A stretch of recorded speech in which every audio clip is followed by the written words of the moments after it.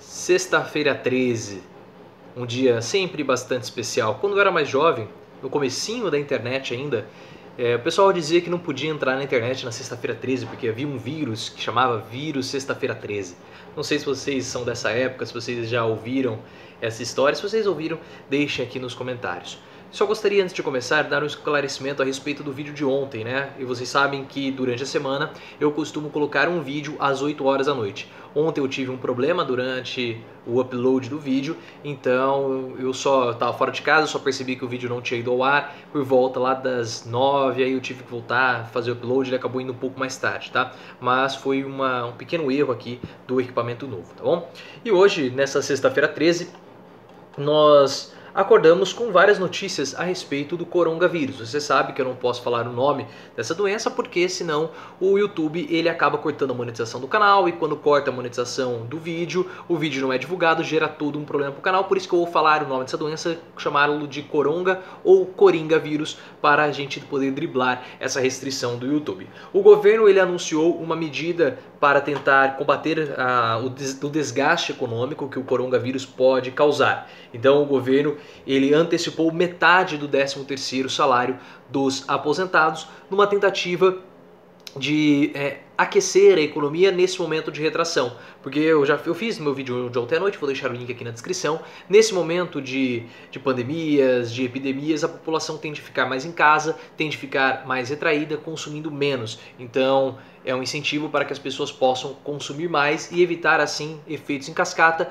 como por exemplo desempregos, demissões, essas coisas. Veja o vídeo que eu fiz ontem à noite que você vai entender melhor esse assunto. Só que nós sabemos que essas atitudes do governo, esses planos do governo, não são planos que podem solucionar a crise econômica provocada pelo coronavírus. E ontem à noite, o presidente da Câmara dos Deputados, Rodrigo Maia, nosso primeiro-ministro informal, concedeu uma entrevista para a Folha de São Paulo, que ele faz duras críticas ao Paulo Guedes. E foram críticas muito pesadas, porque você percebe que o Rodrigo Maia fritou legal o ministro da Economia. Olha só o título da reportagem da Folha de São Paulo. Plano de Guedes tem quase nada para combater crise do coronavírus. Você sabe que não está escrito coronavírus, mas você entendeu, diz Rodrigo Maia. Presidente da Câmara afirma que não pode nem imaginar que ministro possa, abre aspas, ter pensado de forma tão medíocre, fecha aspas. É uma fala muito pesada do Rodrigo Maia, porque ele está insinuando que Paulo Guedes é um medíocre. A pressão está aumentando cada vez mais em cima do Paulo Guedes. Você sabe que ele tem dominado aqui os assuntos dos vídeos, mas cada dia que passa nós temos uma notícia pressionando o ministro da Economia. Todos os dias há uma nova notícia pressionando e podendo levá-lo até mesmo à sua demissão ou ele pedir para sair, pedir a sua exoneração do cargo.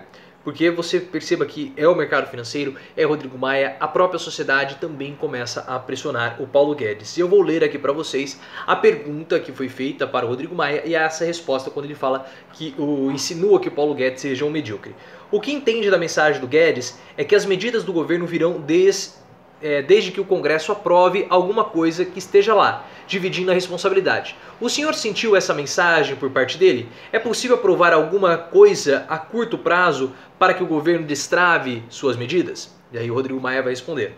Não posso imaginar que numa crise desse tamanho, o ministro tenha encaminhado uma lista de 19 projetos para transferir a responsabilidade para nós. Porque o Paulo Guedes mandou alguns projetos para a Câmara para tentar conter essa crise econômica provocada pelo coronavírus. Porque o coronavírus ele provoca impactos sociais, com a população ficando doente, também algumas mortes, e também causa o impacto econômico. Então, para evitar esse impacto econômico, para atenuar o impacto econômico, Paulo Guedes mandou alguns projetos. E ele está falando desses 19 projetos. Não posso acreditar, vamos continuar aqui, não posso acreditar que um homem de 70 anos, com a experiência dele, tenha mandado esses projetos com essa intenção, no caso de jogar a responsabilidade para o Congresso. Não acredito nisso. A crise é tão grande que a gente não tem direito nem de imaginar que o ministro da Economia, de uma das maiores economias do mundo, com mais poder desde a redemocratização, possa ter pensado de forma tão medíocre. Eu tenho certeza que não. Não imagino isso e não tenho direito, com o risco de tantos brasileiros serem atingidos do ponto de vista da saúde e do ponto de vista econômico por essa crise, imaginar que alguém teve essa percepção. Ou seja, tentar jogar a responsabilidade para o Congresso. Naquele momento, como ainda não havia um plano de contingência na área econômica, talvez ele, para tentar suprir essa lacuna de curto prazo, tenha encaminhado os projetos de médio e longo prazo. Aí ele pergunta se o Bolsonaro não subestimou a crise e ele fala o seguinte: na área da saúde o governo desde o começo tem tratado conosco o assunto de forma correta. O que eu estou dizendo é que talvez ele, no caso Paulo Guedes, tenha mandado esses projetos porque viu que a situação ia piorar muito mais rápido do que imaginou e resolveu encaminhá-los para dar uma sinalização de que tem uma agenda. Queremos que o governo construa soluções que vão minimizar os efeitos na saúde pública e na crise na vida das pessoas, na área econômica, na área social. O governo precisa liderar isso.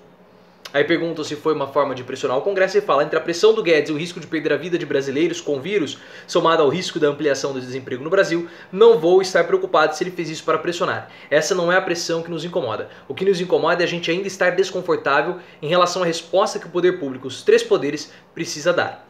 Em relação a curto prazo, ele não tinha, no caso Paulo Guedes, ele não tinha uma coisa organizada, ou não quis falar de anúncio a ser feito pelo presidente. Se você olhar os projetos, tem pouca coisa que impacta a agenda de curto prazo ou quase nada. Temos um problema de 6 meses. Então perceba que, como eu tenho falado para vocês, a situação de Paulo Guedes piora e se deteriora a cada dia que passa. É esperado uma solução dele e ele não consegue entregar respostas, projetos, planos para o curto prazo, porque o vírus ele vai atingir, possivelmente pelo que o pessoal está falando, o seu ápice em 4 meses. Tá? Em 4 meses nós já estaremos ali no inverno, e que é o momento mais propício para a contaminação da gripe, para que as pessoas possam passar vírus, possam transmitir vírus uma para as outras. Então vamos esperar se de fato Paulo Guedes vai apresentar algo um pouco melhor. Tá? Se você chegou até aqui, considere se inscrever no canal. Aqui fala assim, nos próximos ele até fala: a reforma administrativa não é parte dessa solução, porque ele está falando só do coronavírus, o Rodrigo Maia. Nos próximos 45 dias, nossa prioridade vai ser a agenda com o governo e o Supremo para superar essa crise no caso do coronavírus. Se você chegou até aqui, considere se inscrever no canal, ative as notificações, você pode também me seguir no Instagram, canal Profiléu, e no YouTube, no Twitter, que é @profileoficial.